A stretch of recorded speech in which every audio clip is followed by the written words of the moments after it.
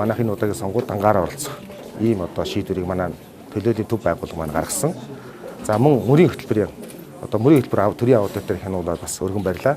За манай энэ одоо удаагийн мөрийн хөтөлбөр одоо хүний дээдлэх үзэл суурилсан аз жаргалтай хот байгуулах ийм одоо үнцний концепттэй ийм одоо мөрийн хөтөлбөрийг дээр өргөн барьсан. За манай мөрийн хөтөлбөр үндсэндээ 7 одоо бүлэгтэй 5 одоо зорилттой ийм одоо товчхон энгийн одоо яг хүмүүсийн хүссэн хүлээж байгаа тэр одоо хүслийг одоо биелүүлсэн ийм мөрийн хөтөлбөр болсон байгаа гэж бид итгэлтэй байгаа.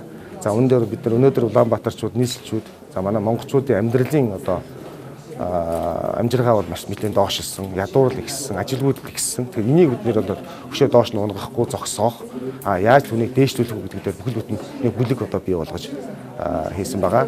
За хоёрдугаарх нь бид нэр Улаанбаатар хот өнөөдөр хөгжихэд эрх зүйн одоо орчин бас жоохон хангалттай биш байдаг. Тэгэхээр эрх зүйн Улаанбаатар хотыг хөгжих, ер нь бол Монгол улсын хотуудын хөгжлийг одоо түрэгдэх ийм эрх зүйн орчин бүрдүүлэх эрх зүйн орчны энэ бүхэл бүтэн бас нэг 2 дахь бүлгийг оруулсан байгаа. За 3 дахь нь бол хот бүрдүүлэх салбаруудыг одоо салбаруудын хөгжлийг түргэх зорилготой 3 дахь бүлгийг бол хийж өгсөн. За 4 дахь бүлэг дээр нь бол бид нэр Улаанбаатар хотын өнөөдрийн Улаанбаатар тулгуундаа асуудлыг шийдэхин тулд хамгийн гол нь бол байшин суурьшлийн асуудлыг зохицуулах ийм шин одоо бас бүлэг оруулж өгсөн 4 дахь бүлэг нь. За 5 дахь бүлэг нь орон сууц мэдээж орон сууцны бодлогыг бид нэр шин төвшөнд гаргах ийм үндсэн 5 одоо бүлэгтэй чиглэлтэйгээр бид нэр үйл ажиллагаа явуулна. 6 дахь нь бол энэ 5 бүлэг энэ одоо 5 чиглэлийг хэрхэн хэрэгжүүлэх гэдэг механизмын боловсруулах, хотын менежментийг өөрчлөх ийм асуудлыг хөндөд тавиад 7 дугаар хэсэг бүлэг нь бол ямар үр дүнд эдний хийсний үр дүнд ямар үр дүнд хүрэх юм бэ гэдгийг бол